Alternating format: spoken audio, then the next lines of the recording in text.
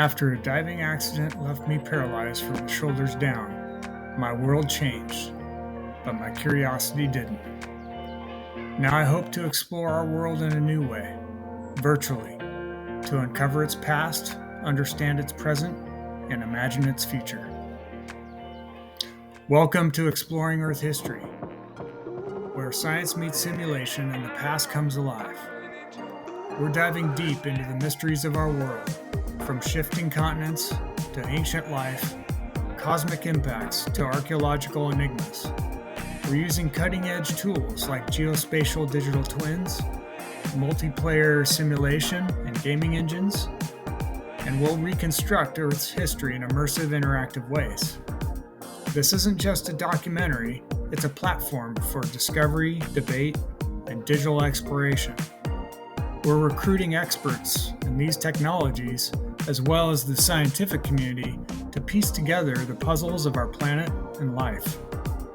Join us as we examine the evidence, test the models, and challenge the theories, all in search of the best fit explanations for our Earth and humanity's most enduring questions.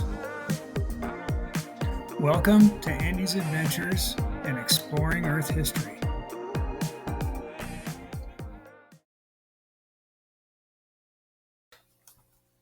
So here's an adventure. We want to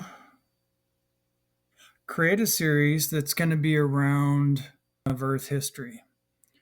So this is going to be exploring geology, paleontology, archaeology, things of this sort. But we wanted to start with putting together a platform upon which we could have some structured debate, discord, hypotheses, stuff like that, to best fit theories to the evidence that's around us in our world. So one of the things that really kind of made sense that incorporates some multiphysics, like a complex sequence of things, is the eruption of Mount St. Helens. That occurred in my lifetime, occurred May of 1980. There was a lot of anticipation leading up to it. And so the eruption occurred in I think, May 18th. We'll check our facts here, 1980. But there was a lot of activity leading up to that. So we want to take a look at this using a geospatial digital twin platform to create simulations of and modeling digitally of what this would have looked like as it played out. And the good news is we've got plenty of coverage of what actually happened, because in modern history we at least had television at that time and video recordings and seismometers and things like that. So we knew a thing or two about what was going on there. So there's a complex sequence of events. In short, melting of the glacier on top of Mount St. Helens occurred actually before the eruption, and that melting of the glacier created a lot of erosion events preceding the eruption. Then you had the eruption itself. It released like 24 megatons of a blast and removed about 2.5 cubic kilometers of mountain from the side of it. And there was a pyroclastic flow traveling at 450 miles an hour or so. It decimated hundreds of square miles of forest. There was a huge tsunami in Spirit Lake. And then there was later a giant lahar that took out a bunch of material and ash and bridges and stuff like that happen. Very small scale compared to what's been observed in the record geologically for Mount St. Helens and other places, and what may happen in the future in Mount St. Helens. So it would be interesting to put this all together. We want to use a collection of tools. ComSol is a multiphysics engine. Worldscape is a platform that's started by some former Microsoft guys and friends. That's a geospatial digital twin that has a model of the Earth, the solar system, and the universe that would be very interesting to examine in 3D, along with cesium. It's also a geospatial visualization tool. There's I'm looking at a thing here called G plates, and there's multiple versions of it for like Paleo Map Maker and some other models on it. Terra and Terra Tools has some really interesting stuff for mantle convection for the Earth.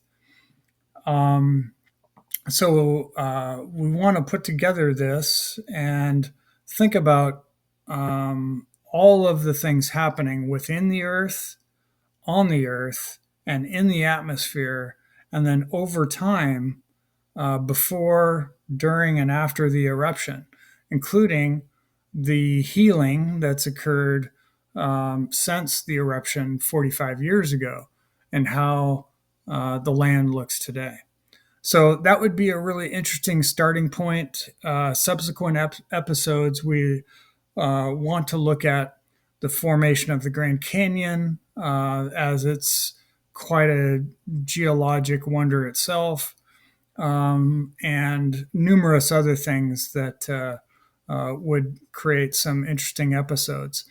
I think the cool experience is more. It's, of course, will include some video or series of videos around this, but and we'll model it in 3D, and it'll be really interesting, fly in, fly out, that sort of thing. Curated experience, if you will. But we also want to have something that is a self-guided experience. So picture being able to zoom in or fly around with a digital drone in a digital environment. And if you want to get hit in the face with a pyroclastic flow at 450 miles an hour, have fun.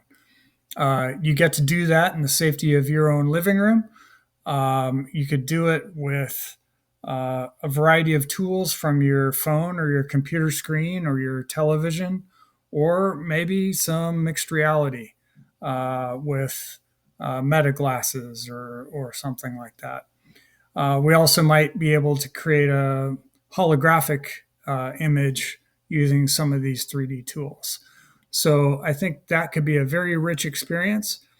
As I say all these things, one of the things that we're going to need is to assemble a team that understands how to use the tools that we're going to assemble, along with the scientific know-how, to piece all this back together.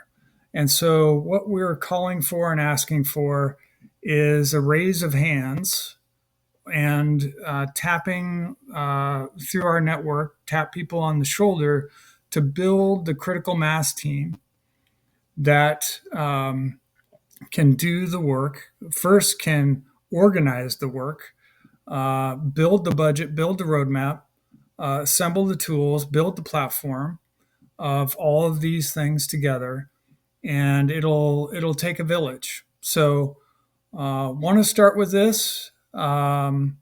This is one of the projects we want to set in motion in our adventures, and I think there are many more great adventures to come in this whole theme and realm, and some probably in-person things that we'll do as well around Mount St. Helens Observatory, et cetera, et cetera. So I'll stop there, and more to come on that as we can begin to assemble a team and then fill in the blanks from there. Thanks a lot.